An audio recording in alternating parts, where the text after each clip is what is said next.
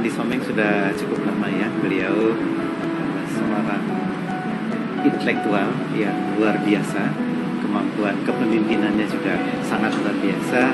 Pada saat saya ditugaskan sebagai Dirjen Migas, beliau sebagai Kepala BPH Migas. Di situ kita back to back ya, saling membangun dunia migas. Kepemimpinan intelektual Pak Andi Someng bagus sekali, sehingga suasana juga bagus. Juga orangnya ceria ya, orangnya ceria. Jadi modal yang luar biasa untuk Pak Andi Someng berkarir di mana saja. Punya ide-ide yang menarik untuk kemajuan sektor SDM. Dia banyak memberikan terlibat dalam diskusi-diskusi dengan kita semua, dan untuk itu semua saya pikir kita sangat berterima kasih dan bersyukur bahwa kita memiliki teman seperti Pak Andi Someng. Saya berharap bahwa ke depan Pak Andi Someng tetap bisa berkiprah di sektor kita atau sektor-sektor lain yang membutuhkan beliau. Sekali lagi selamat Pak Andi Someng. Wish you all the best for your next endeavor. Thank you. Mengucapkan selamat jalan kepada Saudara Andi Someng untuk melanjutkan tugas dan kegiatan di bidang pendidikan. Saudara Andi Someng sudah membantu banyak di sektor SDM, termasuk menjadi Kepala BPH Migas selama kurang lebih 6 tahun, dan juga terakhir bertugas sebagai Direktur Jenderal Ketenagalistrikan. Banyak karya yang sudah dihasilkan, dan saya percaya bahwa apa yang ditinggalkan ini akan dilanjutkan dengan lebih baik mulai saat ini sampai ke depan. Saya juga berharap Saudara Andi Someng akan juga berkarya sekurangnya dengan semangat dan dedikasi yang sama di bidang pendidikan yang sudah sekian lama ditinggalkan. Sekali lagi, selamat jalan, selamat berkarya, dan terima kasih banyak atas nama pemerintah dan atas nama seluruh rekan-rekan di SDM. Selamat siang Gatrikes Indonesia, salam jumpa kembali dalam acara podcast webinar Waktu Indonesia Bincang Engineers yang diselenggarakan oleh Kagatrik UI. Saya pada hari ini Astrid Darmawan ditemani oleh seorang Profesor Dr. Andi Someng. Selamat siang Mbak. Kelas saya. Kakak kelas. Pak Andi, kalau saya lihat dari riwayatnya ya, Pak Andi pernah jadi dosen, pernah jadi regulator, pernah jadi praktisi gitu. Boleh nggak diceritain awalnya dari perjalanan karirnya?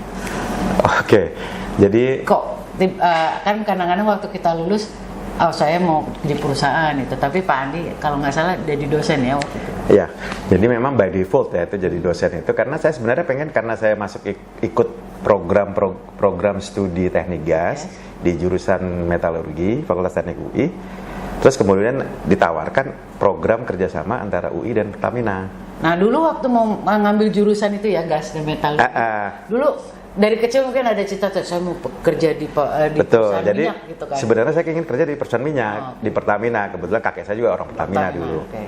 Jadi saya masuk situ karena dengan pertimbangan kan semua biaya pendidikan dalam artian yang buku, terus kemudian kerja praktek itu dibiayain oleh Pertamina. Oke. Jadi dulu waktu itu, waktu zamannya Bapak ada kerjasama? Ada kerjasama.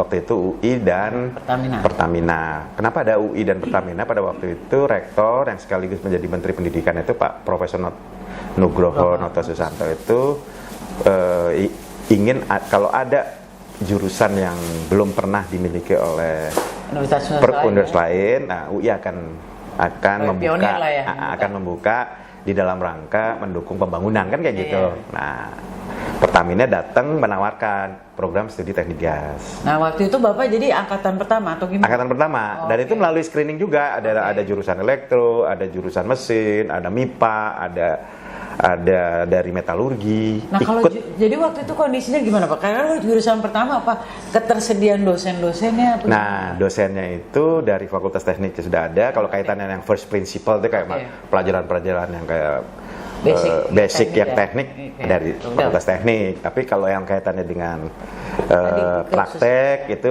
diambil dari Pertamina. Jadi karena kita sudah punya kilang LNG kan. Orang pengalaman. Di satu sisi karena Pertamina itu punya uang, jadi dia bisa manggil guru besar dan dokter-dokter dari Institut Gas Technology di Amerika, di Chicago. Mereka datang ke sini setiap semester dalam 2 minggu mengajarkan ke mahasiswa dan juga kepada dosen. Jadi waktu zamannya Bapak dibandingin jurusan istimewa dong ini. Iya, gas dan metalurgi. Terlalu eksklusif kalau saya bilang ya. Mungkin kita nggak sadar itu eksklusif. Iya dong, kalau sampai udah dibiayain kerjasama dengan perusahaan, terus guru-gurunya betul. Buku, textbooknya. Iya, karena kan textbooknya tuh di kita ada. Bisa bayangin Pak, kalau waktu itu di universitas lain nggak ada, gimana ada textbook, kecuali kita ngambil dari luar ya. Dari Jadi textbooknya itu langsung dari Amerika, dari IGT, IIT, Illinois Institute of Technology yang langsung ngirim kemari. Ini kayak prototype nih ya sekarang. Jadi kayak fakultas prototype, mahasiswa prototype gitu kan. Nah di situ saya hebatnya. Prodi prototype pokoknya. Makanya saya agak kagum ya dengan pimpinan fakultas pada waktu itu dan universitas ya. Waktu itu Pak Indrajit Subarjo ya. Sebagai dekan dan ketua jurusannya itu pada waktu itu Dr. Rahmantio dan kemudian dilanjutkan oleh Pak Todung Barita. Luar biasa mereka kok bisa berpikiran seperti itu. Jadi dan saya pasti ngebayangin hubungan antara mahasiswa waktu itu ya sama dosen dan juga jurusan dekan itu pasti enak banget. Enak banget, dekat. Karena kan sebenarnya karena sama-sama masih membangun jadi betul. Jadi pasti, ya ini enaknya gimana, bagusnya gimana ya, karena sampai nggak punya pengalaman juga kan. Betul, mereka monitor kan, mereka juga kayak Pak Indrajit, Dektan aja sampai turun tangan karena memonitor kemajuan daripada pendidikan. Pertamina juga kan berapa uang yang sudah dikeluarkan juga harus ada tanggung jawab kan. Nah itu di situ enaknya kita, terus kita kerja praktek ke Arun atau ke Badak, Bontang sekarang itu enak aja kita pulang pergi naik pesawat di sana, terus pulangnya lagi disanguin lagi digaji. Itu sampai kapan tuh kira-kira, berapa tahun situasi seperti itu? Situasi seperti itu mungkin sampai 3 angkatan ya. Sampai 3 angkatan, setelah itu ya normal aja. Normal kan sudah itu. Seperti kayak fakultas jurusan yang lain. Ya kan semakin banyak mahasiswa. Nah waktu Pak Andi masuk itu berapa orang tuh satu angkatan? 25 ya. 25 orang. Ada perempuan? Ada dua. Ada 2. Terus kemudian yang satu pernah di British Petroleum, satunya pernah di PGN tapi karena menikah keluar. Oh, jadi bukan fresh graduate ya? Apanya? Jadi Bapak bilang artinya ada yang dari Battery? Enggak, mereka begitu selesai lulus gitu. Enggak semuanya ke Pertamina gitu. Oke. Ada sebagian ke Pertamina. Enggak, saya pikir ada mahasiswa yang dari British mahasiswa. Enggak, dia yang makanya saya bilang yang cewek itu luar biasa, dia bisa sampai diterima di British Petroleum pada waktu itu.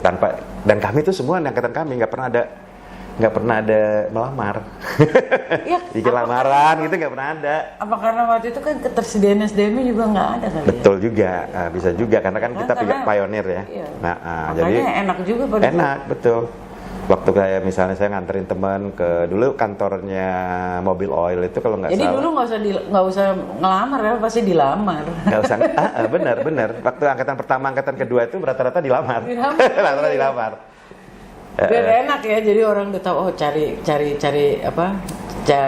pegawai yang baru, langsung aja ke UI deh. Karena kalau setelah itu maksudnya universitas lain itu membuka jurusan itu setelah berapa tahun kemudian? Yang program kayak gas nggak ada sampai sekarang nggak ada. Jadi cuma kami kan sekarang bukan lagi program studi teknik gas.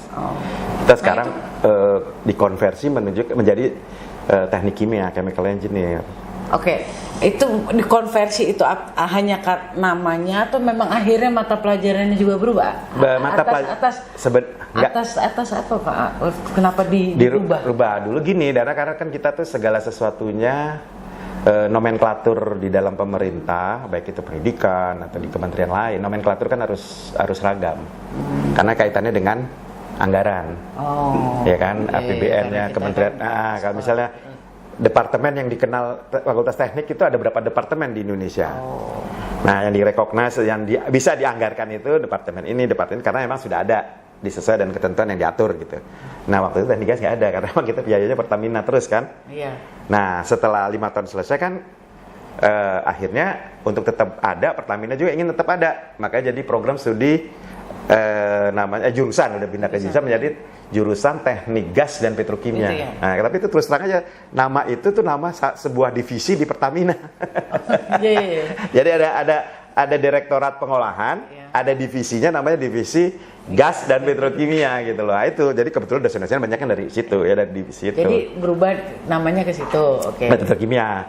Tapi itu juga kan belum ada. Belum ada, katanya kan. Anggarannya belum ada. Iya, karena kan di universitas lain juga ada. Nah, itu masih dikasih lagi biaya oleh Pertamina. Oh, oke. Tapi setelah itu kan sudah nggak ada. Iya. Tapi kan sebenarnya bisa aja, harusnya kan kita memperjuangkan UI, memperjuangkan supaya ada nomenklatur baru di Indonesia, program yang namanya program studi teknik gas harusnya. Tapi kan nggak, kita kalah karena itu dia ada perdebatan lah di antara para guru besar yang ada di Dikti dan jadi bahwa itu kan masuk rumput teknik kimia gitu. Oh, jadi masih masuk rumput teknik kimia, jadi semacam kayak program studi atau kepeminatan. Iya, kepeminatan. Jadi gitu. masuk dulu jurusan teknik kimia, tapi nanti program ini. Ya, nanti peminatan, tetapi itu kan sampai sekarang kan tidak Ya, terjadi. Malah S2 aja, S2 ada yang namanya program S2 manajemen gas. Oh.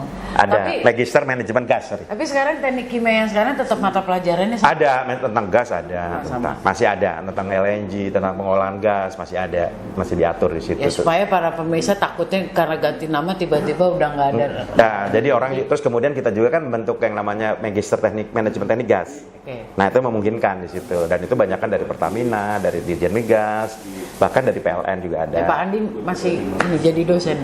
Masih dong. Iya, maksudnya sekarang di S2-nya atau S3-nya? Masih. Bapak Andi kan guru besar ya, jadi. Baru guru besar, dan itu yang stuck off itu di kepala itu dulu. Ya nanti cerita dulu. Nanti yang urusan di regulator nanti dulu. Sekarang dari Bapak bekerja kan jadi dirjen, jadi komisaris di PT PLN segala yang Pertamina. Nah, terus akhirnya kembali lagi ke dosen. Apa waktu bekerja itu Bapak tetap masih sebagai dosen? Oh, jadi dari dulu nggak pernah berhenti dosen? Nggak pernah berhenti. Nggak pernah. Gimana tuh bagi waktunya? Ya kan, saya kan harus kan dulu Fakultas Teknik mengirim saya. Pertama kan karir saya ke birokrasi itu kan sebagai Direktur Teknologi Informasi. Pada saat saya di sini menjabat pembantu dekan bidang kerjasama gitu. Tapi terus kan pada saat saya diambil ke kementerian, itu emang syaratnya juga kita hanya diperbantukan, bukan dipekerjakan, diperbantukan. Jadi tetap sebagai tenaga fungsional kita itu tetap berlaku. Jadi tetap ngajar. Saya misalnya kalau misalnya nggak bisa datang ke Depok, ya bisa aja. Dulu kan belum ada online. Iya, belum ada online. Biasanya mereka datang ke kantor. Mahasiswa lebih senang datang ke kantor kan. Oke, jadi rata-rata setiap tahun itu berapa angkatan mahasiswanya? Jadi kalau sampai ke kantor kan tandanya kalau dulu masih dikit. Makanya kan enggak. Jadi kalau zaman saya misalnya 100 berapa mau taruh di mana kantornya? Paling 25 30 mahasiswa. Masih 35 mahasiswa. Di ruang rapat kan bisa. Di ruang rapat. Dan dulu belum online, kalau sekarang kan lebih enak. Saya juga lagi ngebayang kalau di departemen masih di daerah Jakarta Pusat gitu, kalau mau ke Depok sini jauhnya. Iya kan. Nah, jadi ya begitu. Jadi fungsional tetap jalan.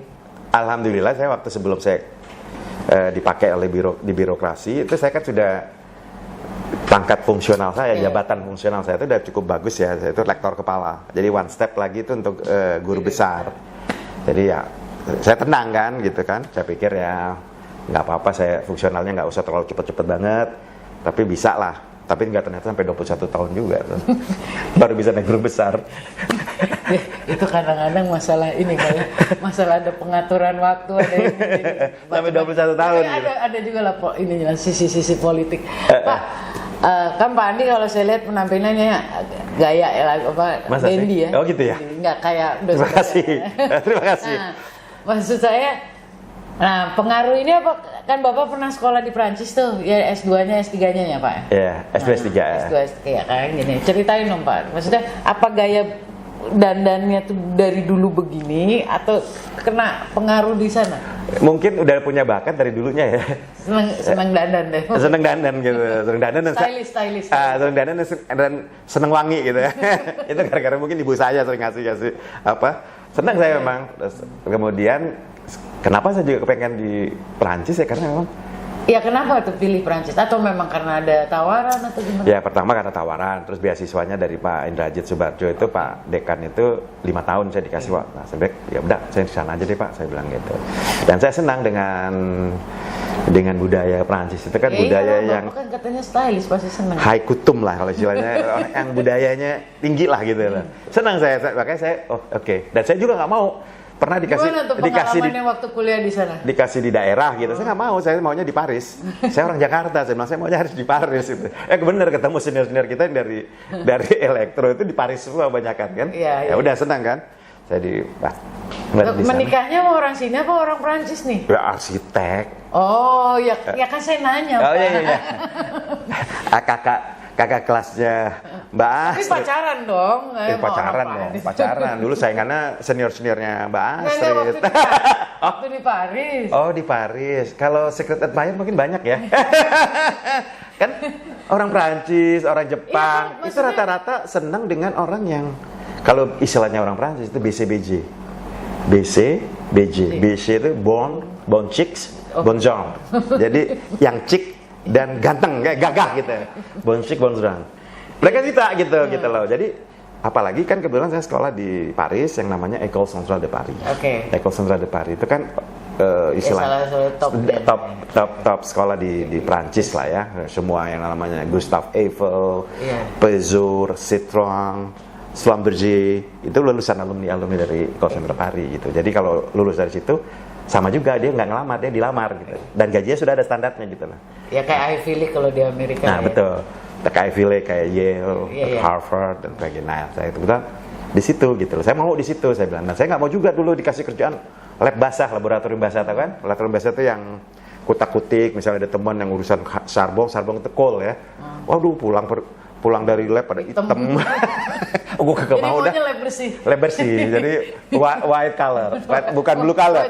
White color. Ya, jadi komputer. Nah, makanya saya akhirnya kan lebih suka ke IT waktu itu. Yang pertama itu lagi sana lagi hit-hitnya itu bidang, kalau sekarang kan istilahnya anak sekarang hit ya. Itu bidang AI dulu. Nah, itu di sana waktu itu. Makanya saya juga tertarik gitu. Saya nggak pulang, ngapain sih udah dibiayain sama sekolah sama negara. Ini waktu kawin sama orang Indonesia ini dipaksa atau emang pilihan nih? Pacaran kan? Iya, tapi pas balik ke sini atau dari waktu sebelum berangkat. S1-nya. Sebelumnya. Gitu. Terus sampai dia ikut juga ke sana sempat setahun 2 tahun. Jadi tetap aja pilihannya orang Indonesia. Iya dong. Walaupun suka yang ini cuma nyicip aja Pak ya. Nyicip aja ya Pak ya. Tapi nggak mau kalau kawin ya. Susah nanti kalau makan tapi, ya. Rasa makanannya tetap aja kangen. Tapi dari value ethics-nya orang di sana itu banyak mengajarkan kita juga ya. Nilai ya, etika, integritas itu relatively oke lah kalau kita bicara di sana. Nah, itu juga yang membentuk saya sampai menjaga itu gitu loh. Jadi orang yang beradab lah ya, jadi nilai-nilai itu dijaga. Civilized culture. Karena memang itu yang nggak lupa. Karena mereka negara lebih tua ya, lebih udah. Itu yang banyak pelajaran yang kita peroleh. Well developed betul. Misalnya kayak anak-anak kecil di sana kan kalau ketemu di jalan walaupun dia nggak kenal dia kan menyapa kita kan. Good morning, apa kabar Om, kayak gitu kan. Bonjour, kayak gitu kan. Ça va, kayak gitu kan. Nah hal kayak gitu itu bagus buat saya terus terang. Di sini ada integritas itu ya, integritas karena kita bisa mempertahankan values dan ethics ya. Menjaga bagaimana juga jangan sampai kalau kita boleh berdemokrasi, kita boleh mengkritik keras, tapi kan ada nilai-nilai yang kita harus pertahankan, ya kan? Nah itu. Nah itu yang intinya ya kalau di Prancis ya. Nah menurut ini Bapak cerita perbedaan culture perkuliahannya waktu di Indonesia misalnya sama di Prancis itu seperti apa? Culture-nya? Culture di dalam perkuliahan. Kan berbeda kan? Berbeda, anak-anak, betul. ya. Jadi Cuma memang kalau di sana memang cuman kalau Prancis kan sedikit aristokrat, jadi mungkin nggak terlalu sebebas Amerika kali ya. nggak sebebas Amerika, tapi masih ada nilai-nilai yang dia pegang. Tapi juga kalau yang namanya bertanya, itu kan kelemahan kalau di kita itu kan, ayo ada pertanyaan, kan agak lama, gitu kan. Itu baru kita tunjuk. Dipaksa. Kalau ditunjuk aja. kalau ditunjuk aja kalau gitu kan. Nggak ada yang mau nanya. Nggak ada yang mau nanya. Kalau mereka begitu ada pertanyaan langsung gitu loh, sama kayak di Ivy League juga kan kayak gitu juga kan, gitu. Sama kayak gitu. Kadang-kadang udah nanya dulu, makanya gurunya belum ntar aja. Sampai dulu kayak gitu, saking mereka pengen taunya ya, curiosity-nya tinggi lah gitu. Satu kan juga kita kadang-kadang kalau nahan Pak pas suruh bertanya lupa. Yang mana tadi itu? Kadang-kadang udah aja langsung spontan aja. Oke. Terus jadi hubungan antara dosen sama mahasiswa itu maksudnya? Relatif bagus ya. Mereka kalau kita nanya, terus kita udah selesai kuliah terus nanya, mau melayani kalau memang ada waktunya ya. Tapi emang ada baiknya kalau mereka kan waktunya itu kadang-kadang ketat dan juga nggak bisa kita ganggu dia kan. Sehingga pada saat yang kesempatan di mana waktu kita bisa bertanya khususnya di dalam kelas ya, nah itu kita manfaatkan. Kalau di luar kadang-kadang kan dia juga lagi ada ngobrol sama temennya, dia juga agak terganggu ya, itu privasinya mereka kan, seperti itu. Dulu saya pernah pengalaman waktu kalau di Indonesia, waktu saya di kuliah di sini kan kadang-kadang saya nggak dikasih filosofi dari ilmu itu, jadi kita tuh suka apalagi kita teknik ya Pak ya, suruh ngitung apa integral tingkat 3, suruh minum apa kan, tapi kita nggak ngerti ini mau dipakai kemana.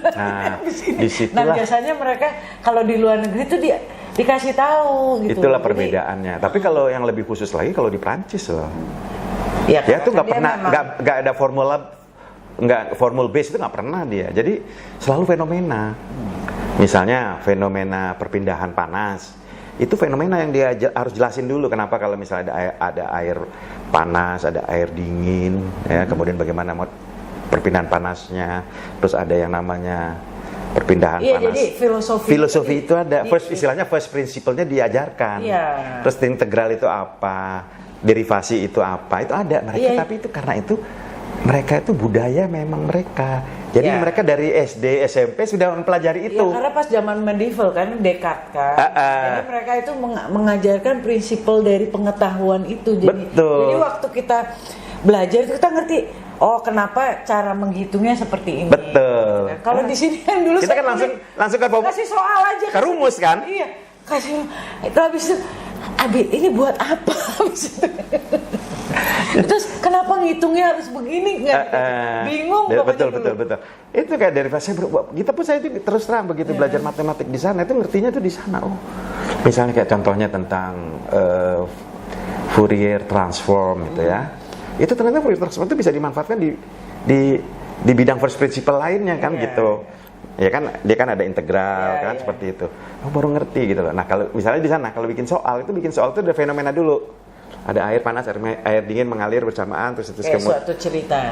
Fenomena dia bikin fenomena udah kita suruh menganalisa. Nah, baru di F-nya A B C D F.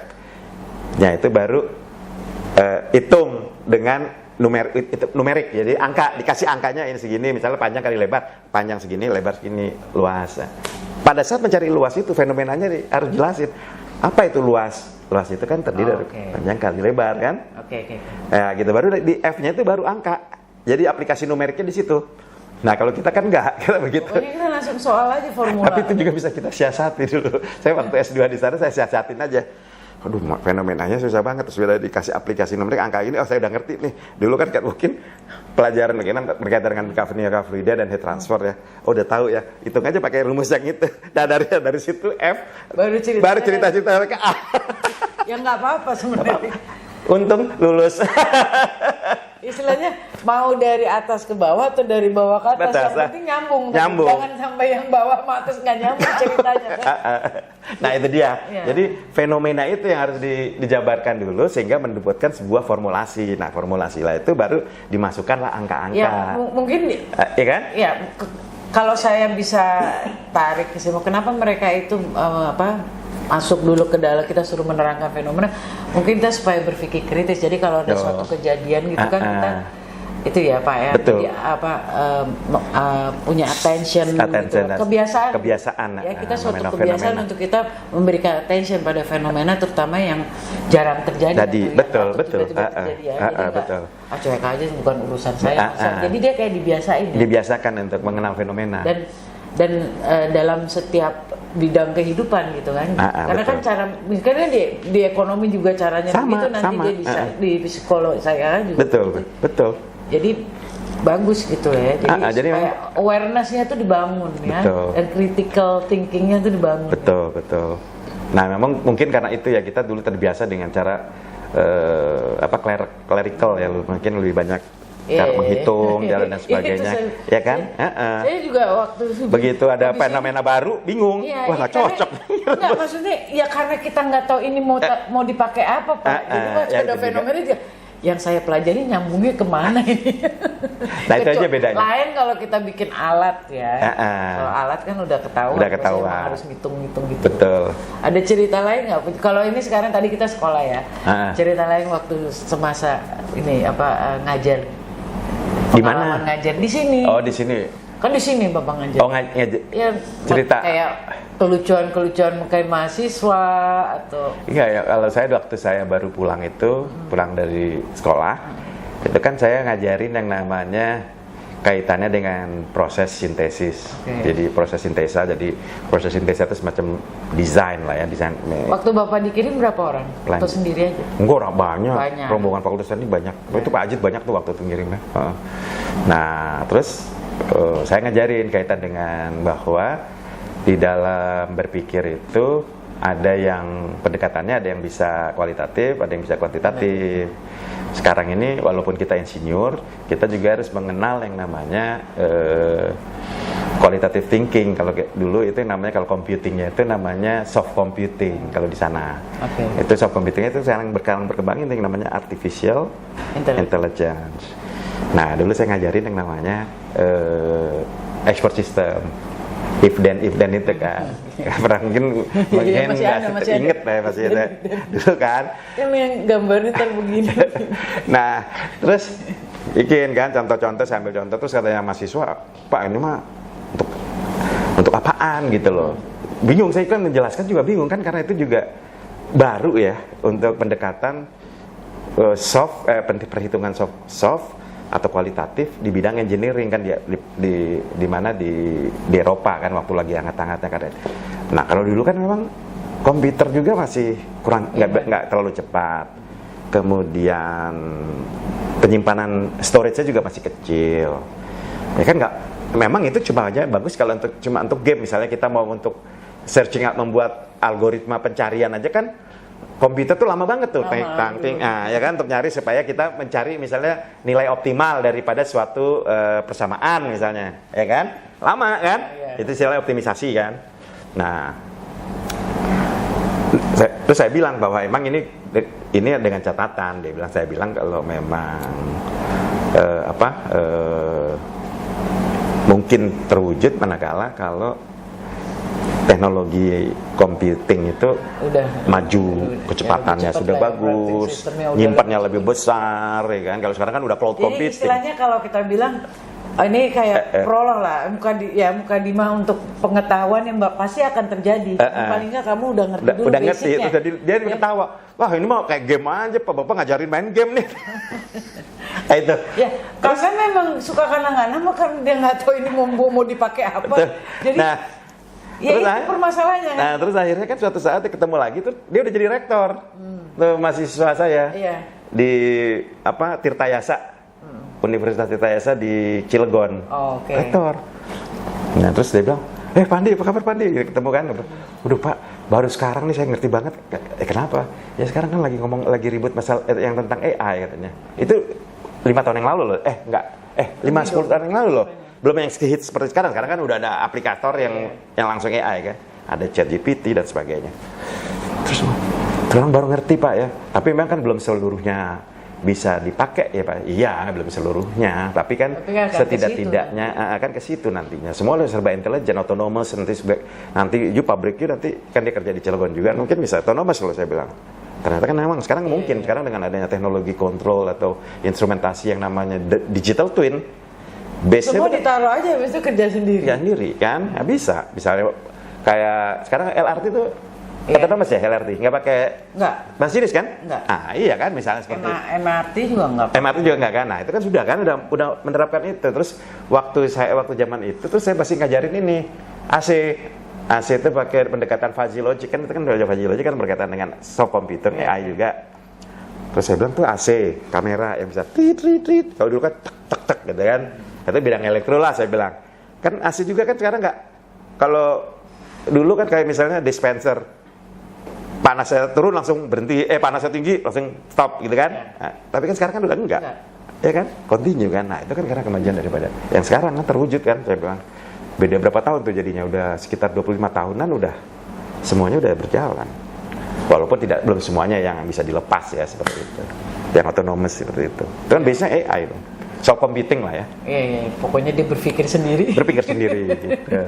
Iya, sekarang kita lanjutin nih pengalaman atau riwayat karir Bapak ya, kan pernah jadi komisaris di PLN, terus di Pertamina, terus juga dirjen ya Pak ya, kan dirjen di waktu itu pernah di Kumham, HKI ya, HKI dirjen ya, HKI.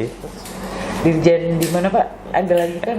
Kayaknya ada 2 ya. Ya, dirjen listrik terakhir. Listrikan. Listrikan. Nah itu bagaimana Pak pengalaman Bapak dari tadi kan Bapak selesai kuliah kan ngajar ya, terus pergi ke Prancis, ambil S2, S3, nah balik. Nah itu sampai akhirnya end up di kepemerintahan itu bagaimana? Oke, jadi balik ngajar selama 2 tahun. Ya pernah waktu lagi masih baru terus ngajar, terus juga pernah menyelenggarakan seminar energi seminar ketenaga listrik era baru kelistrikan di Indonesia. Waktu itu dirutnya Pak Zuhal. Dengan bersama-sama kita, Prof. Rinaldi menyelenggarakan itu. Jadi seminarnya diselenggarakan oleh UI lah. Lagi saya baru kerja sama PLN. Lagi baru pulang tuh diajak waktu itu karena kita mendirikan PE Pekajian Energi UI bersama Prof. Rinaldi. Nah sama-sama terus tiba-tiba yuk kita selenggarakan seminar karena kebetulan pada waktu itu bagaimana nih, karena undang-undang baru kalau nggak salah ya jadi memasuki era baru gitu loh. Kan sekarang kan makanya kalau sekarang kan ada IPP, ada IPP dan sebagainya. Nah, udah setelah 2 tahun saya jadi ketua jurusan atau sekarang itu departemen, ketua jurusan Teknik Gas dan Petrokimia. Masih muda tuh. Ya iyalah, orang baru selesai. Masih 35 tahun. 35 tahun. Ya itulah untungnya kalau baru pulang ya. Sesuatu yang baru jadi kan ya. Tapi juga di backup oleh senior ya waktu itu Pak Todung, Pak Indrajit masih sebagai ininya fakultas di UI dah, Pak Joko Hartanto dan sebagai Profesor Joko Hartanto. Akhirnya saya jadi terpilih sebagai ketua jurusan. Ya kan Bapak angkatan pertama dong, jadi lulusan pertama. Jadi waktu jadi ketua jurusan ya, kalau kita bicara asli dari itu pasti harus ya angkatannya Bapak lah. Nah terus udah setelah ketua jurusan selama berapa 3-4 tahun lah ya, terus kemudian jadi pembantu dekan. Waktu itu dekannya Pak Profesor Budi Susilo. Jadi saya diangkat menjadi pembantu dekan bidang 4 yaitu bidang kerjasama. Nah setelah 1 tahun tiba-tiba ada tawaran dari Kementerian Hukum dan HAM itu mengirim surat ke Rektor UI karena baru dibentuk yang namanya Direktorat Teknologi Informasi pada Direktorat Jenderal Hak Kekayaan Intelektual. Jadi kenapa? Karena kan kita kalau kita bicara HKI itu kan kita harus sinkron dengan konvensi yang sudah kita ratifikasi, konvensi internasional yang sudah kita ratifikasi melalui WTO dan WIPO. WIPO itu World Intellectual Property Organization di Geneva, sama-sama juga dengan WTO. Nah, salah satu syaratnya waktu itu, ketentuan itu bahwa setiap kantor HKI harus memiliki yang namanya Direktorat Teknologi Informasi. Jadi harus ada desk yang ngurusin IT, karena udah mulai kan. Karena sistem haki itu kan sama aja kayak dengan perbankan. Cuma bedanya berbanding terbaliknya adalah kalau haki itu customer itu harus dipublish, harus disclose. Kalau di perbankan nggak boleh. Nah, itu kebalik aja gitu. Nah, Private confidential. Karena kalau Mbak Asun kan bank dan taksi tahu dong dulu ya. Jadi nggak boleh. Kebalikan. Ya tapi kalau ini kan memang karena suatu achievement. Jadi harus orang tahu. Invention, trademark. Jadi emang harus direcognize. Direcognize. Nah, terus kalau ini kan urusan dompet orang kan. Masa diumumin. Tapi sistem sama. Jadi harus based on IT lah. Okay. Karena kan kita interconnected antar kantor haki dunia kan. Karena kan itu perlindungannya kan negara yang melindungi kalau haki itu. Jadi kalau misalnya daftar merek itu negara, walaupun dibatasi kalau merek itu setiap 10 tahun bisa diperpanjang. Kalau paten setelah 20 tahun itu dia menjadi public domain. Nah, tapi orang harus tahu gitu loh. Nggak ada yang contek-contekan, nggak ada yang saling meniru dan sebagainya. Namanya hak cipta ya Pak. Jadi harus diklarifikasi dulu ke semua. Betul. Nah, terus butuh itu. Nah, kebetulan rektor panggil Pak Dekan, Pak Budi. Siapa nih kira-kira? Dia kan kalau dulu Fasilko belum begitu kuat ya. Yang kuat kan dari teknik kan. Nah, Pak Budi rapat tuh kita para pembantu dekan dan dekan. Siapa nih ada tawaran nih?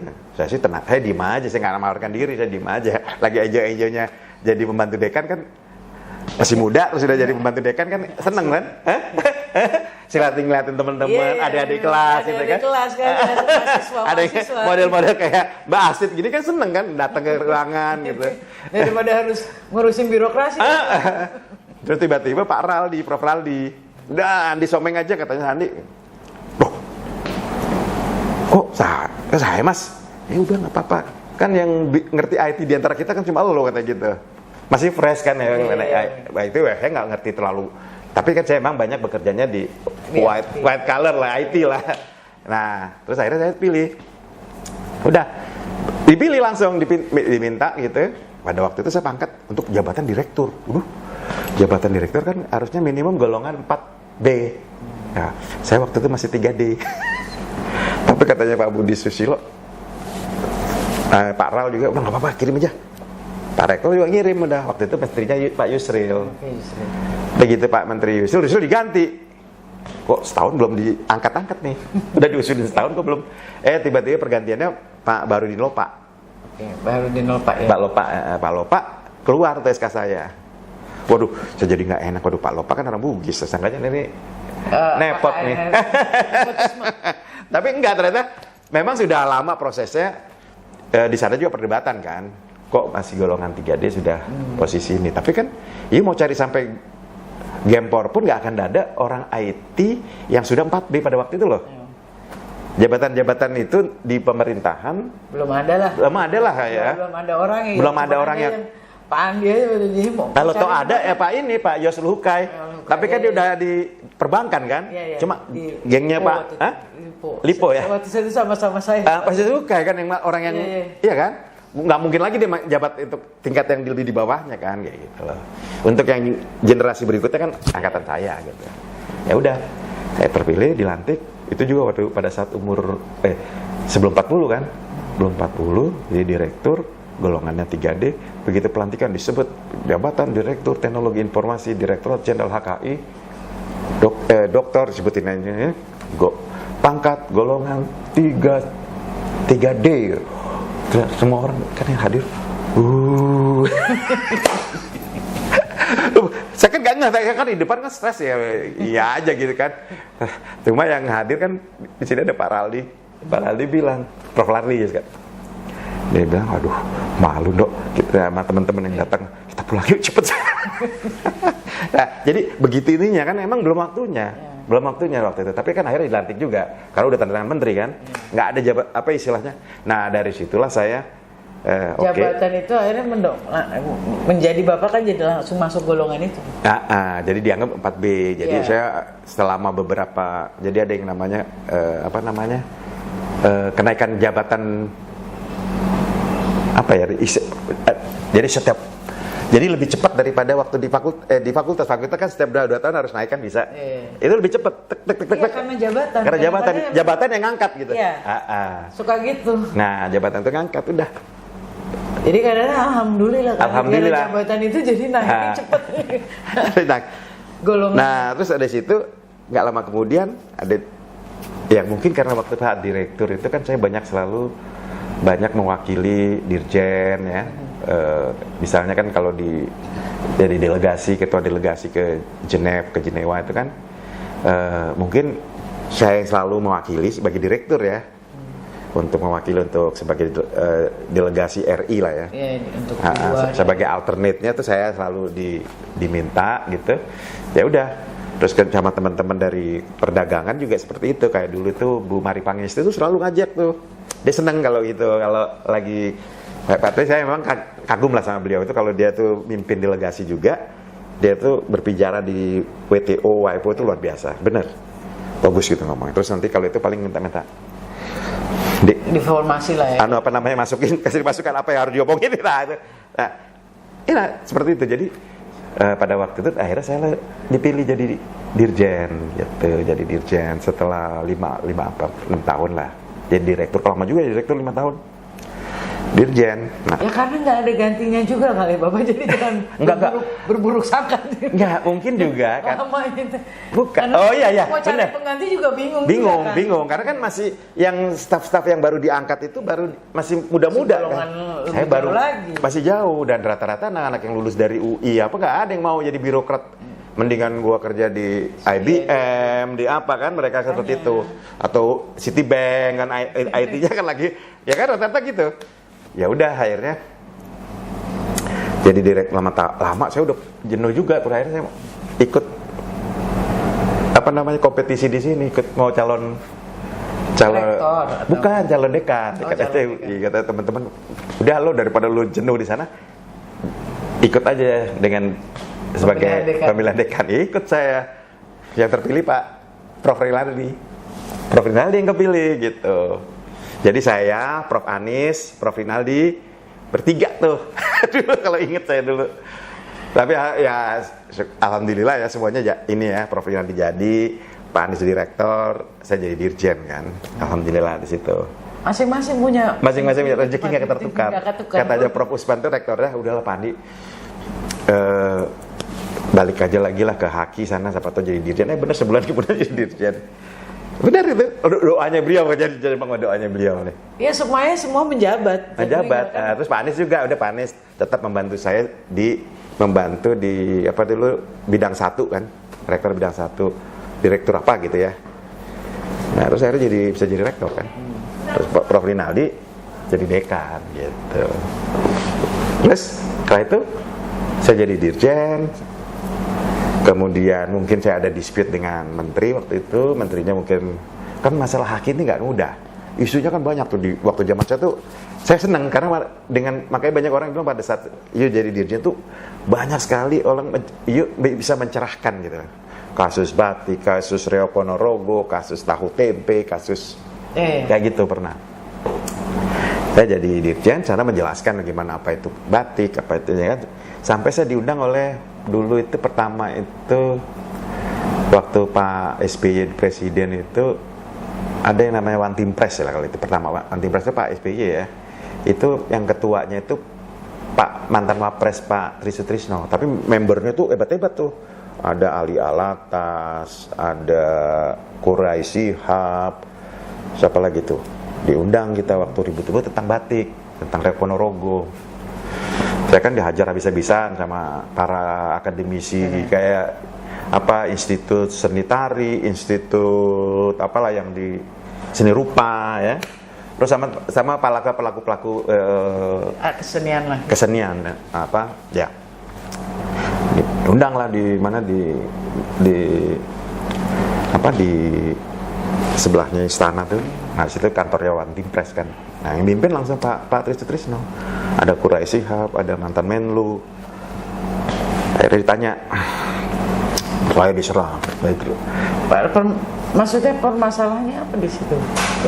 Untuk menjelaskan mengenai kok pemerintah ini nggak berperan sama sekali, begitu kok banyak kekayaan intelektual kita kok diklaim. Dipatenin orang lain. Ada yang bilang dipatenin, ada yang terus akhirnya kan diundang lah sama Pak Wantimpres. Kenapa?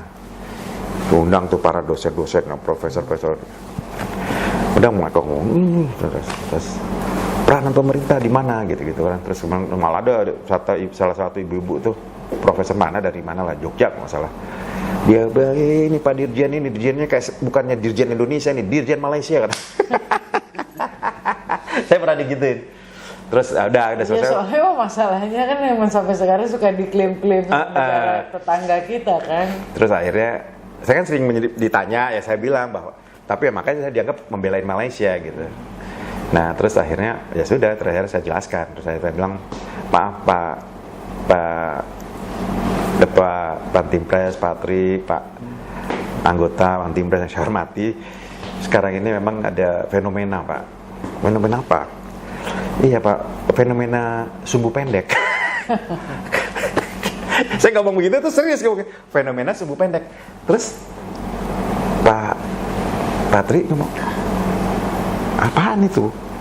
Iya Pak, kalau sumbu pendek itu kan gampang meledak. Oh ketawa. Loh, ya kayak Bapak dan Ibu ini kan pada meledak Pak, tanpa dulu mendengarkan saya udah meledak dulu, saya bilang. Oh gitu ya. Oke, itu tolong dijelaskan aja, saya bilang ya. Kaitannya dengan batik, saya bilang kita kan harus melihat dari berbagai perspektif. Kalau dari sesi kami itu ada 3 perspektif yang kita lihat. Perspektif sebagai produk, perspektif sebagai seni, dan perspektif sebagai karya budaya, ya kan gitu. Kalau produk mah siapa aja bisa. Contohnya Bapak Ibu kan di sini kan banyak juga tuh bikin hamburger atau pizza, kan sama aja, namanya tetap pizza kan. Tapi pizza ala mana gitu kan? Itu produk, siapapun boleh. Nah batik pun juga demikian. Sebagai karya seni kan ada copyrightnya, ada hak ciptanya. Si A yang mendesain, si B yang, ya kan? Orang Amerika boleh dong mendesain batik, masa sih nggak boleh? Sebagai karya cipta, boleh kan? Orang Indonesia mengarang lagu bahasa Inggris, itu boleh dong. Nah terus sebagai karya budaya, nah ini yang agak sulit.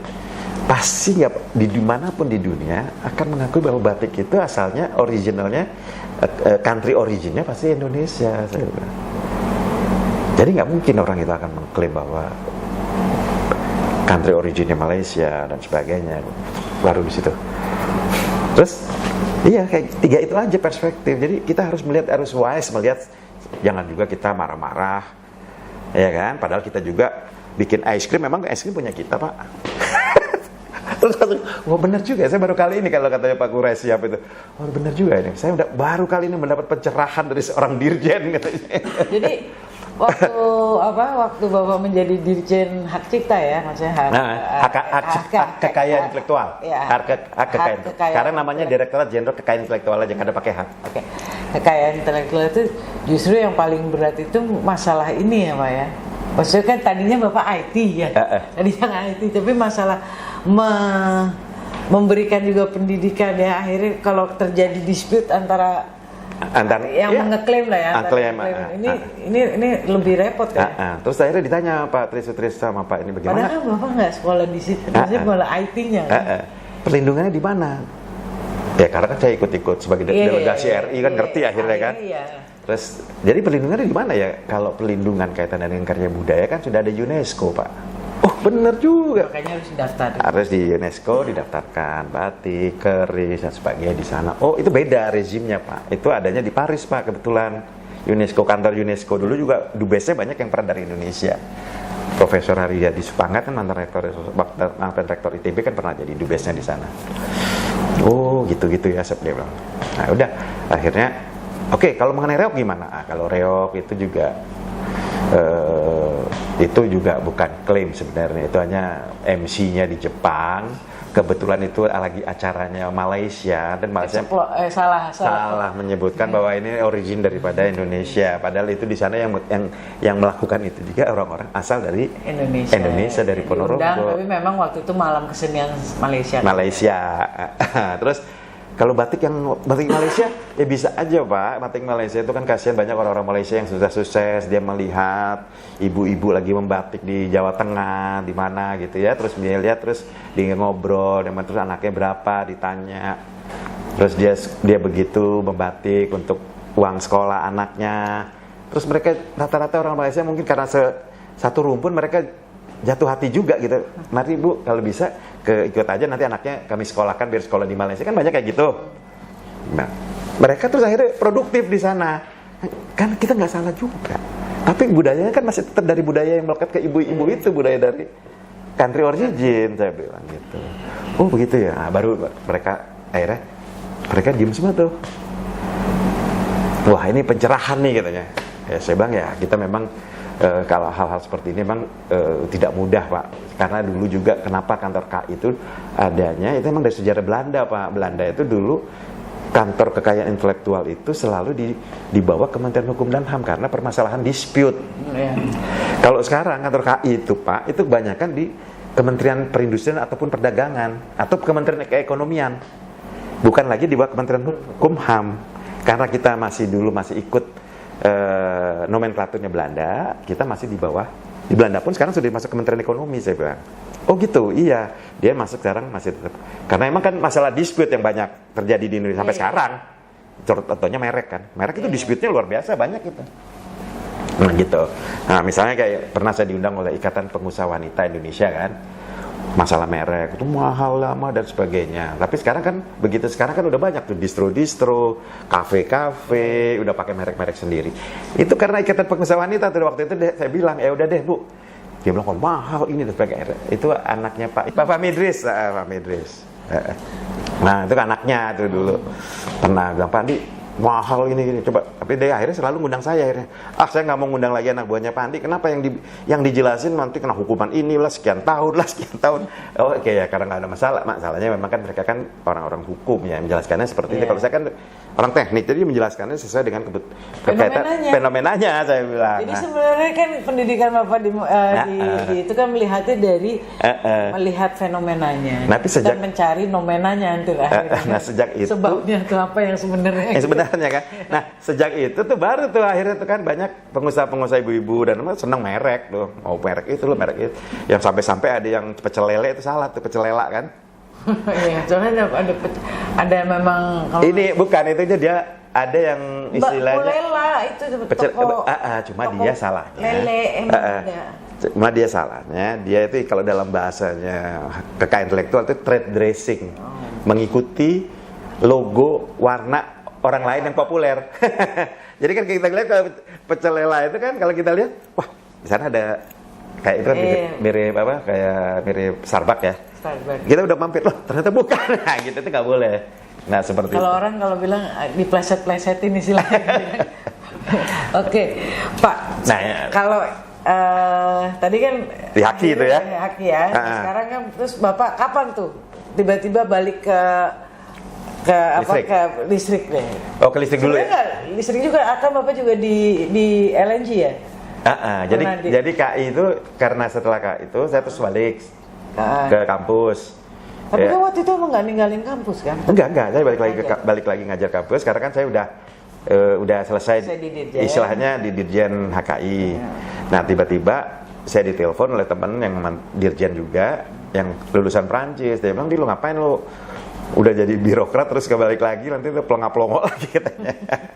Akhirnya ini ada kesempatan ikut aja di SDM itu ada untuk Komite BPH Migas, Badan Pengatur Hilir Migas. Oh, boleh deh, itu kan bidang lo tuh katanya. Daripada kan kalau di KAI kan bukan bidang lo, tapi Mas saya senang di KAI itu senang karena bisa mencerahkan orang gitu. Terus ya udah, boleh emang ikut lagi, ya boleh aja. Karena emang itu jabatan itu kan sesuai undang-undang sebenarnya itu antara dirjen dan menteri, sesuai undang-undang ya. Ya udah saya ikut. Ikut dari 128 orang, akhirnya terpilih 20. Itu banyak tuh dulu. Kalau dulu masih agak ketat ya.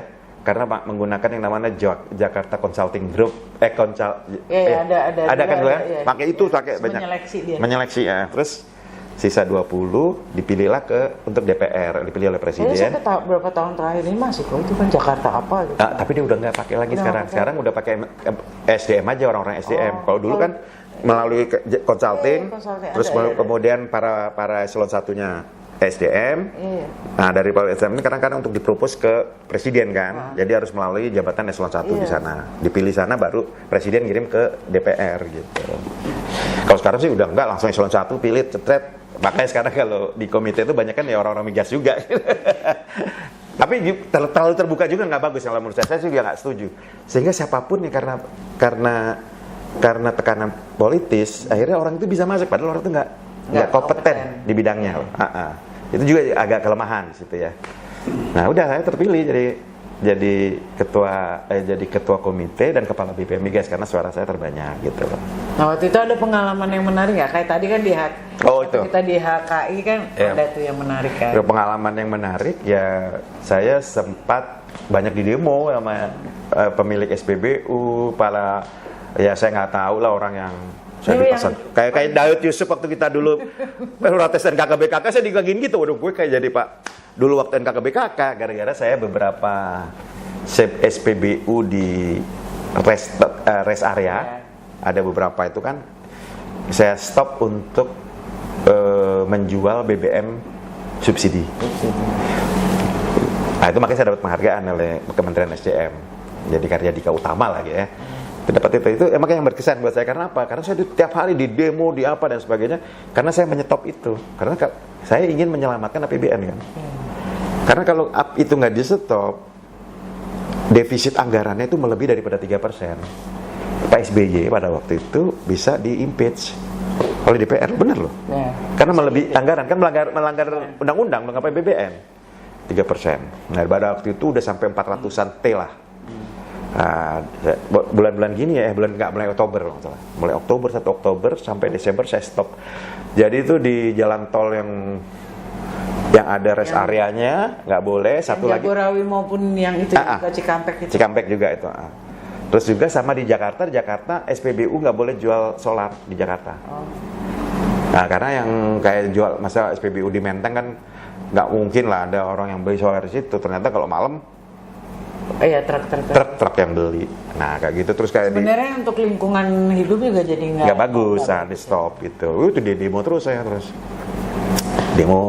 ya udah nggak apa-apa, saya pikir ternyata. Terus dia pikir kan sampai seterusnya kan enggak, saya bilang kan cuma sampai begitu Desember selamat karena kuotanya nggak melampaui kuota daripada yang sudah dianggarkan oleh pemerintah gitu. Makanya saya dapat penghargaan. Nah, itu yang paling ini buat saya. Kalau saya lihat kan strateginya Bapak benar ya. Jadi mengambil suatu langkah-langkah penyelamatan atau penghematan ya. Tapi sebenarnya di tempat-tempat yang atau di tempat-tempat atau ya kan yang tepat gitu. Kayak tadi lah pemberhentian penjualan solar di daerah-daerah kota pemukiman kayaknya kan sebenarnya juga kan jarang orang yang beli ke situ. Iya, dan juga kan berisik ya Pak. Kalau malam gitu, kalau di Menteng nanti orangnya ngomel-ngomel, punya apa sih, saya lagi tidur gitu kan. Dan truk itu kan kalau penting nggak sebentar, karena sambil tidur juga gitu. Jadi Jakarta Pusat di stop, terus rest area di stop, ada berapa tuh? Iya sebenarnya ya. Ternyata saya soalnya kalau kita bicara rest area kan juga yang lewat juga orang-orang yang pakai mobil. Iya, yang punya uang. Bukan orang yang punya uang kan, nggak akan lewat jalan tol. Betul. Dan kebetulan misalnya kayak mobil-mobil bus yang besar-besar kan udah dari deponya dia isi. Iya kan, nggak mungkin dari pangkalannya kan. Ya alhamdulillah bisa lolos, itu bisa dapat penghargaan gitu aja. Terus kemudian yang paling berkesan Bapak dapat banyak tuh penghargaan Satya Lencana. Oh iya, kalau itu kan dari UI, dari sana ya. Di UI ngasih, di sana kasih. Jadi tanda tangannya Pak SBY itu ada 2 tuh. Loh, di mana nih kan? Terus yang apa? Terus kenapa ke listrik ya? Tunggu dulu. Anaknya Bapak ada yang ngikutin jejak Bapak nggak? Nggak ada. Dia anak ekonomi. Oh, oke. Ya, di ekonomi. Tapi tertarik Ya kan bisa aja belajar di ekonomi tapi tertarik bidangnya misalnya di bidang energi ya. Iya, dia tertarik tapi dia lebih senang ke ini nih. Sekarang dia lagi ya di finance kan. Oh, finance. Dia di finance, dia ekonomi makro. Tadinya waktu kecilnya dia pengen masuk BI kan, tapi terus berubah jadi mau jadi pengusaha, tapi pengusaha yang gampang. Akhirnya dulu Susah. kena COVID, akhirnya ada COVID tuh, ya udah kamu kuliah aja. Tadi kan dia mau masuk tuh, dia waktu masih kuliah tuh cita-citanya mau masuk LSE. LSE itu London School of Economics kan. Oke. Emang bagus Mas di situ. Oke. Saya juga selalu gitu ya. Jadi nggak ada yang ikut jadi insinyur nih? Nggak ada. Terus tapi akhirnya Lihat bapaknya kali ya, Ujang. tapi akhirnya dia ambil S2 juga di ekonomi juga, di finance. Oke. Nah, di finance dia kemudian bisa terpilih untuk masuk ke Ivy League di Ivy Yale. oke. Bagus ya Pak? Gitu, ya, bagus dong kalau Yale gitu ya. Bulldog tuh kan. Keren Mas itu. Nah, udah nanti pulang ya udah. Oh, belum selesai? Enggak, udah selesai. Dah. Jadi Pak Andi, jadi anak-anak nggak ada ya yang masuk Jadi, teknik ya, jadi nggak ada. di finance ya. Oke Pak Andi, tadi kan Pak Andi mau cerita tuh dari tadi HKI terus pindah ke BPH Migas. BPH Migas sekarang ke tenaga, ke dirjen kelistrikan tenaga. Oke. Oke, jadi ceritanya gini, jadi pada waktu di BPH Migas itu kan termnya udah 5 tahun selesai harusnya, tapi terus akhirnya diperpanjang 6 tahun karena pernah untuk saya running yang kedua gitu. Pada saat yang running yang kedua kan menterinya udah ganti tuh Pak Sudirman Said kalau nggak salah. Nah pada saat saya ikut tiba-tiba saya tidak ada list Tidak masuk dalam daftar lagi. dalam daftar yang diusulkan oleh presiden ke DPR. Nah setelah diusulkan DPR terus kemudian udah anggota dewan kan kenal ya, Komisi 7 itu kenal semua saya pada waktu itu. Lah kok ini kok yang incumbent nggak ada gitu. Pertanyaannya agak-agak pedes itu ke menteri waktu itu. Terus akhirnya tidak, kalau gitu sebaiknya diulang, ya kan? Oke. Karena nggak fair gitu, dianggap bahwa kok ada incumbent. Tadinya udah masuk, Kok nggak ada, alasannya apa coba, nggak jelas gitu loh. Nah udah, terus akhirnya sekian sampai 1 tahun lama tuh, sampai 1 tahun. Kemudian diadakan ulang lagi, mulai prosedurnya mulai diulangin, sampai akhirnya begitu ke presiden nama saya ada. Muncul lagi, sudah. Tinggal untuk waktu jadwal fit and proper test. Pada saat jadwal proper test kan menteri udah ganti kebetulan, Pak Yonan. Nah, terus saya karena Pak Menteri. Ini kalau di pemerintah kalau ada pergantian menteri bisa berubah-berubah lagi. Bisa berubah-berubah. Terus nggak, itu waktu diusulkan lagi itu belum Pak Yonan, tapi Pak Yonan udah tahu saya. Pak Yonan tuh begitu masuk saya udah mau diterima lagi untuk fit and proper test. Nah, terus ya karena Pak Menteri baru, saya lapor, Pak Menteri saya nanti ikut lagi fit and proper test untuk running yang kedua. Oh gitu ya, oke. Tapi itu kan yang BPM Migas kan? BPM Migas.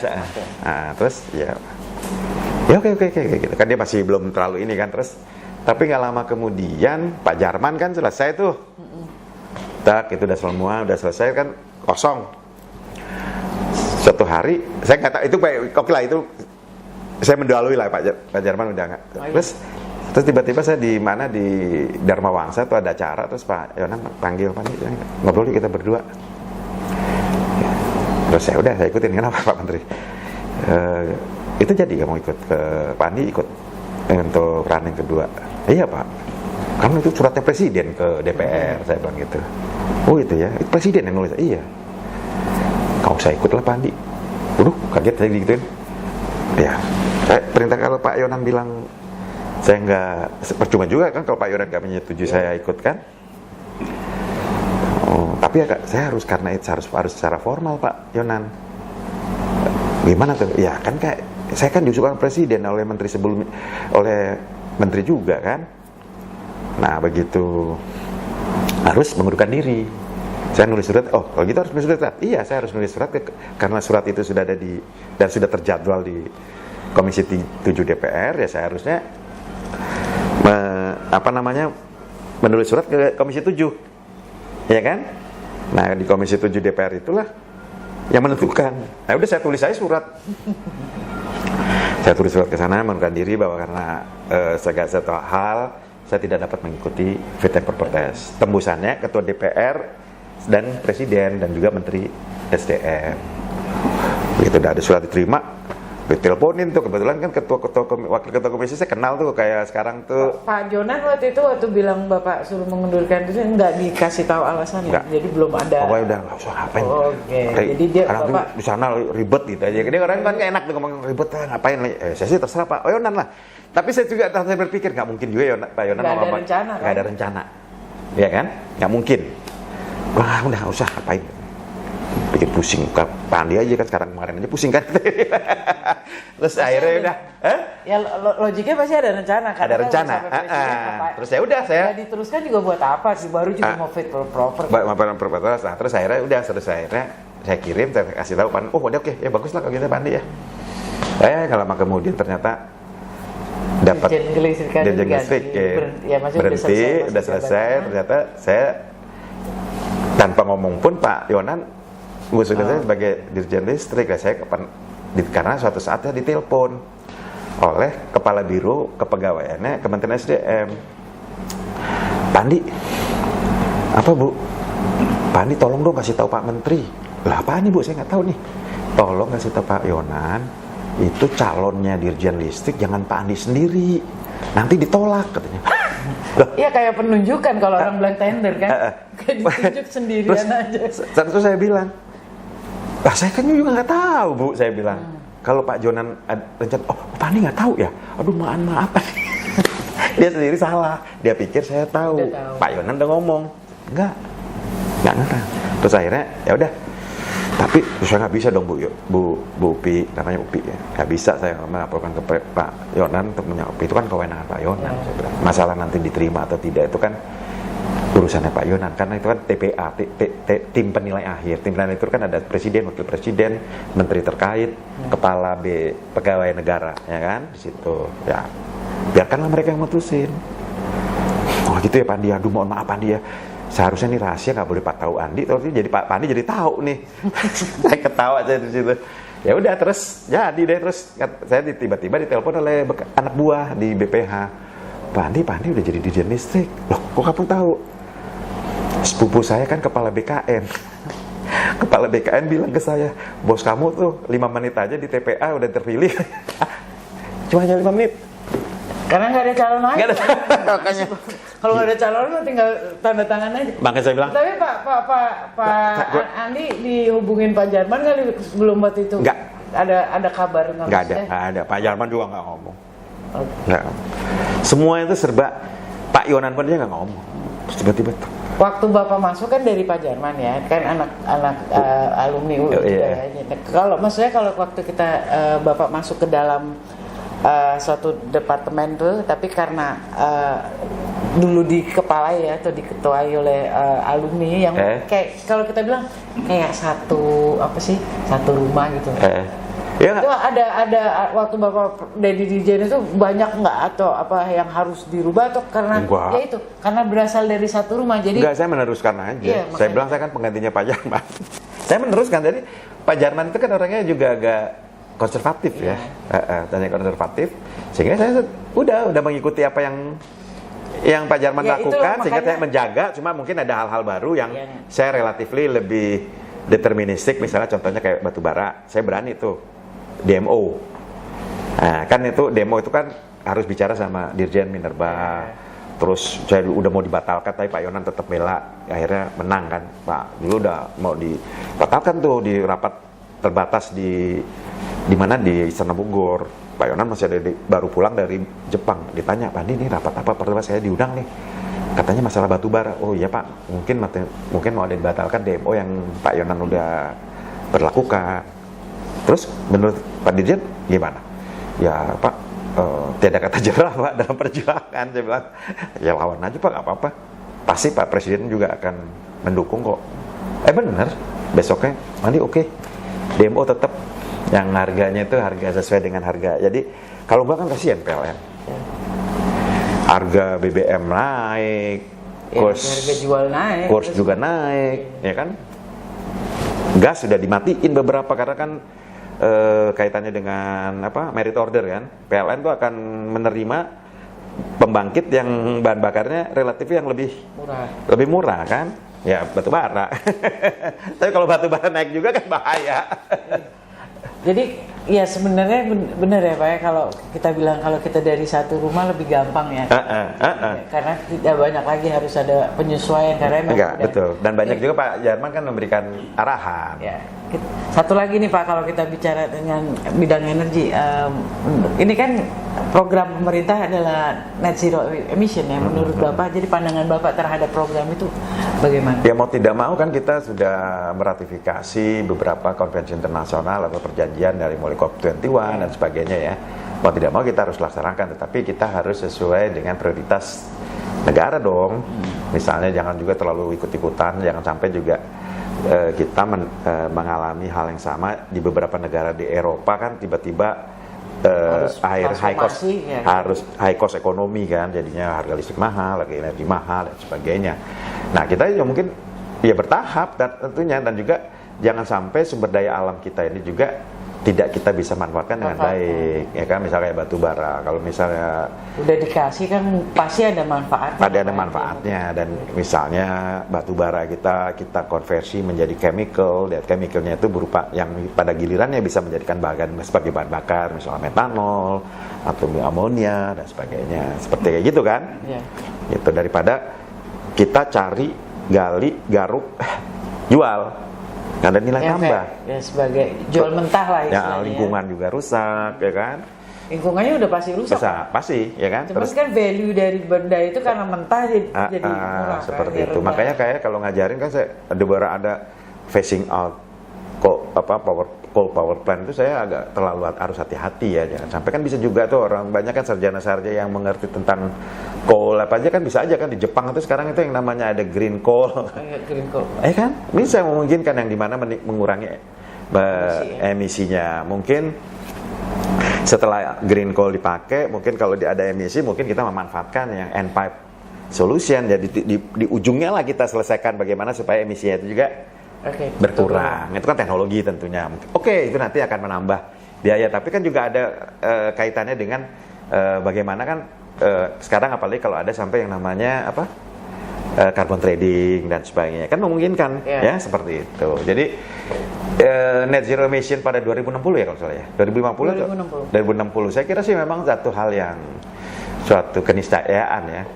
Jadi memang kita harus ikuti, tetapi juga kita harus memilah-milah mana yang kira-kira sebagai prioritas bangsa ya. Misalnya di dalam transisi kan kita gas juga masih banyak ya, relatively ya masih banyak. Itu untuk transisi kan yang bagus kan untuk sementara ini kalau kita mau menggerakkan industri kan yang harus memang yang sustainable juga, yang sustain juga gitu. Nah, misalnya apakah nanti ada alternatif lain? Banyak addition investment kan? Betul. Yang ada aja yang sudah ada kita maksimalkan seperti itu, ya kan?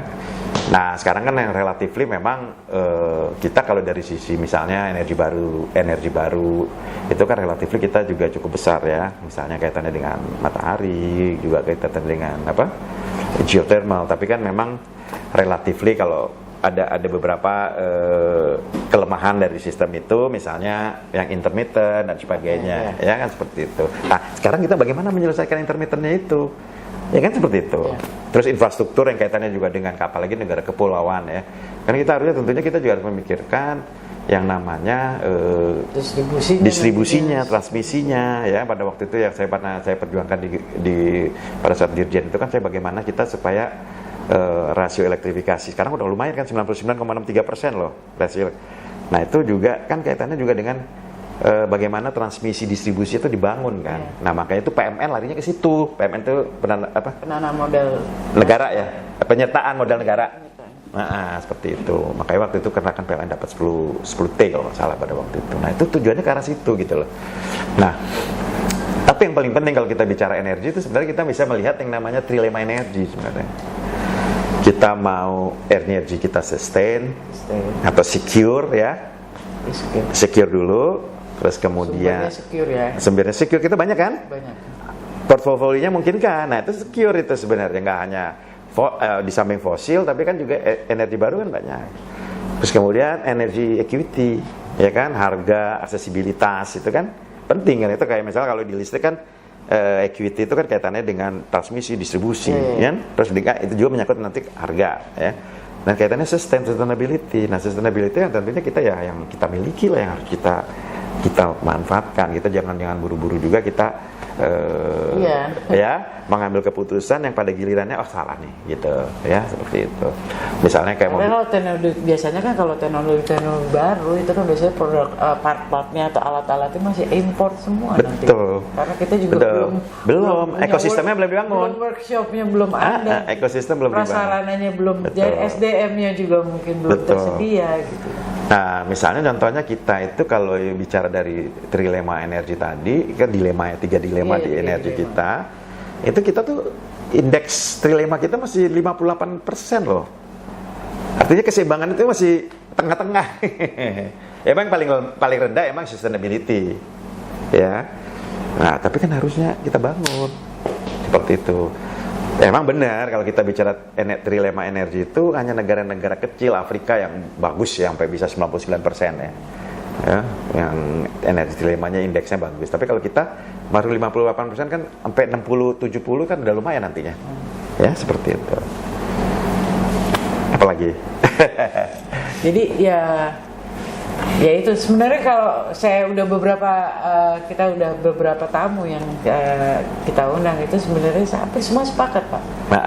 Jadi ada local wisdom juga gitu. Iya, betul. Apa yang kita punya harus kita manfaatkan. Jangan buru-buru langsung itu, karena kan kadang-kadang belum tersedia tersedianya SDM-nya, sarananya, jadi mahal. Betul. Ya kan nanti rakyat harga listriknya jadi tidak terjangkau. Betul.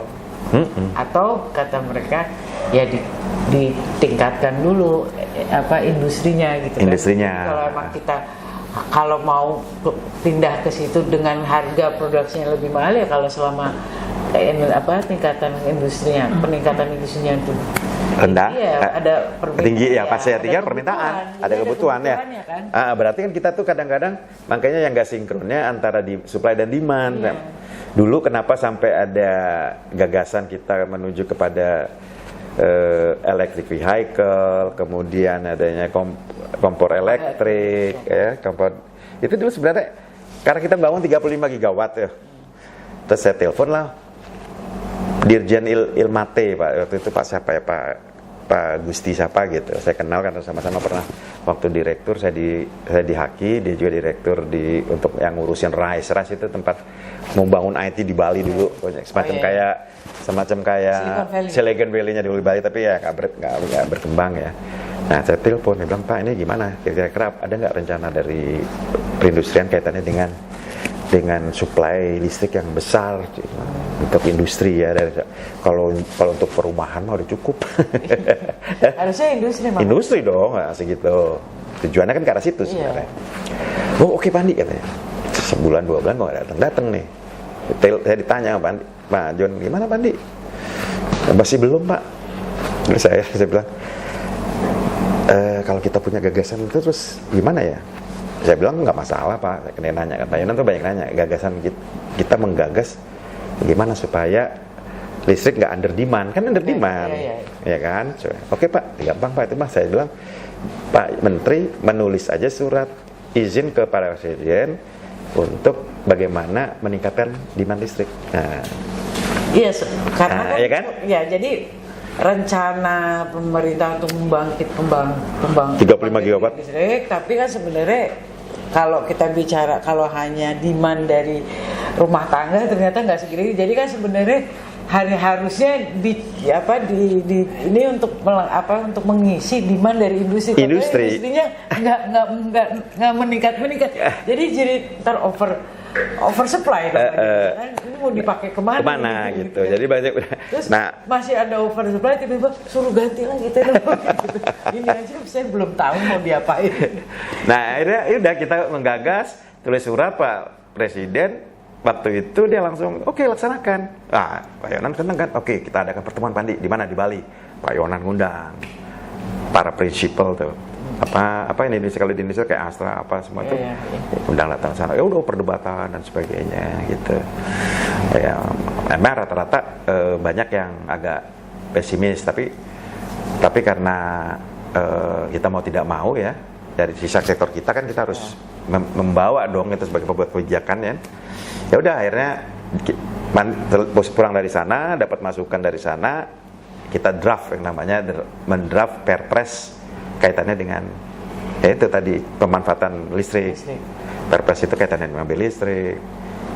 Yang kaitan jadi pokoknya lah, istilahnya bagaimana digenjot lah industri-industri lebih ditekankan kepada transportasi publik. Jadi kayak kereta kan pasti listrik kayak KRL, terus mobil apa namanya kayak Jack Linko itu kan bisa pakai listrik. Terus kemudian kalau dulu yang kami itu dulu yang namanya EV sharing, tapi itu sampai sekarang belum pernah keluar tuh. Electric vehicle sharing. Maksudnya kayak? Jadi gini, kalau di Cina, di Shanghai, saya pernah diundang sama Bloomberg untuk diskusi. Nah ternyata tuh di sana dijadikan percontohan bahwa setiap pembangunan apartemen itu memang ada parkir, tapi parkir untuk mobil EV sharing. Kayak di UI lah sekarang banyak motor listrik tuh, taruh mau pakai tinggal pakai ceklek, misalnya kayak nanti balikin lagi taruh di. Nah kalau di apartemen jadi orang ada punya. Jadi kalau di apartemen tuh tidak lagi kayak di Jakarta lah, nggak ada lagi tuh di parkiran itu mobil-mobil pribadi yang mobil itu mobil miliknya apartemen atau miliknya pengusaha yang kaitannya dengan rental itu, EV sharing itu gitu lah. Kalau di Shanghai masih ada sebagian pemerintah juga dibangun kayak misalnya. Nah sekarang yang kalau maksud Bapak yang mobil yang EV sharing itu maksudnya untuk hanya dipakai di dalam lingkungan apartemen atau? Enggak, jadi dia nanti ada tempat-tempat tertentu poolnya. Kayak pool aja. Ya, kayak rental car ya, kayak rental car. Saya nggak punya ini, saya naik mobil itu aja ya. Iya kayak sekarang kan kalau misalnya turun dari kereta di depan situ kan ada motor-motor yang ungu kan? Dia misalnya mau ke FTUI mana ini terparkir terdekat tuh parkir di sini ada ya udah taruh di sini. Ceklek.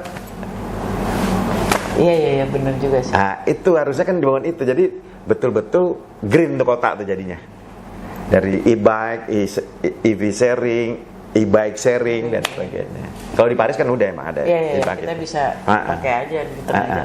Nah kayak gitu kalau gitu. Udah mulai sih kalau saya lihat di. Tapi kan maksudnya di real estate yang baru-baru ya. Nah harusnya. Kayak di BSD, misalnya kayak BSD, di Bintaro tuh kan ada tuh yang warna apa. Jadi sekalian nama charge listrik apa namanya? SPKLU-nya, ya kan jadi satu semua. Iya. Itu kan di mana kan naik. Iya kan? Gitu. Nah itu belum kan sampai sekarang kan belum. Terus sekarang dulu yang kompor, kan? Kompor juga itu tujuannya menggantikan tabung 3 kilo. Tabung 3 kilo kan subsidinya luar biasa loh. Ya kan? Yang orang miskin di Indonesia itu sekitar berapa puluh juta. Tapi tabungnya kan bisa 3 kalinya orang miskin. Kan lucu jadinya kan. Kan nggak mungkin, harusnya kan satu tabung satu keluarga dong. Ya kan? Nah, tapi 3 kali yang berbeda. Bisa 3 kali. Ya alasannya kan nanti ada cadangan tuh karena tapi kan ya kita kan bisa tahu tuh monitor di mana ternyata ya nggak kepake. Ternyata kalau kita ke apartemen, ya apartemen nggak usah atas ya, apartemen menengah kayak Kalibata tuh, mana ada dipakai tabung yang berapa kilo? 12 kilo nggak ada, susah ngangkatnya kan. Yang 3 kilo bisa dibawa jinjing. Nah itu kan harusnya marketnya kompor apa namanya? Bukan kalau listrik, ya kompor apa? Induksi. Kalau dulu saya beli kompor induksi soalnya. Ya. Ya kan meningkat dong. Tapi nggak tahu sekarang ya.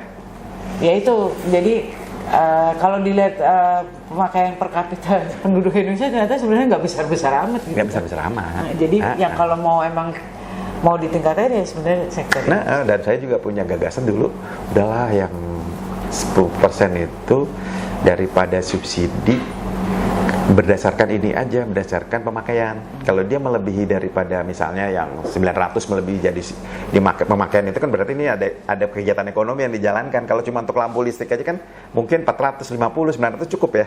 Tapi kalau kita kasih tek nih, oke yuk boleh. Tapi kan sekarang dengan bisa dikontrol dengan ini ada yang pakai voucher ya. Oh berarti ini udah ada kegiatan ekonomi. Tapi kalau cuma hanya muterin kalau mau bikin orang misalnya orang jualan warung, terus di situ ada untuk kompor, untuk untuk bikin jus tuh.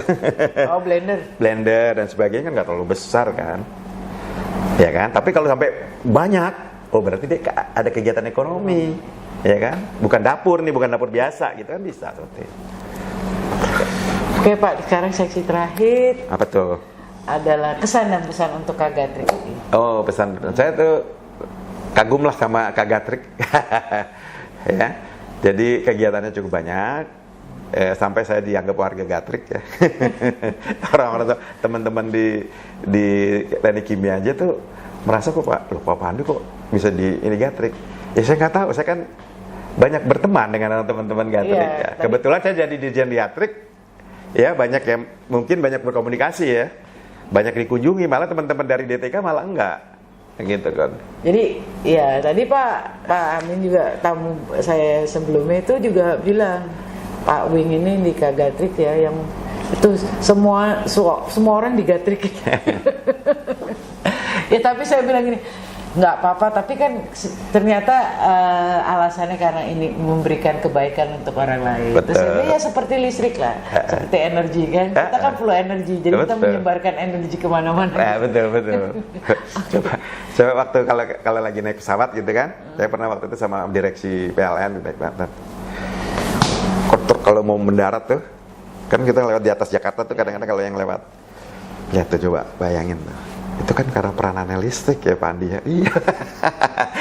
Mereka bilang, coba kalau nggak ada listrik itu kan gelap. Oke, apalagi? Dah. Ya udah, Bapak udah. Saya kira itu aja. Saya impress lah kepada teman-teman Gatrik ya. Nggak melupakan sobatnya gitu lah. Nggak melupakan pokoknya sobatnya. Terus seperti keluarga ya. Dan juga tidak hanya melakukan kegiatan-kegiatan yang bisa kumpul-kumpul ya, ternyata ada LSK, juga kayak gini podcast. Betul. Gimana giat dalam sharing sharing informasi, sharing ilmu ya. Jadi banyak manfaatnya. Oke. Terima kasih ya Profesor Andi. Terima kasih Mbak atas waktu dan tempatnya. Gatrikers Indonesia, sampai cukup sekian pada hari ini. Sampai jumpa. Assalamualaikum warahmatullahi wabarakatuh.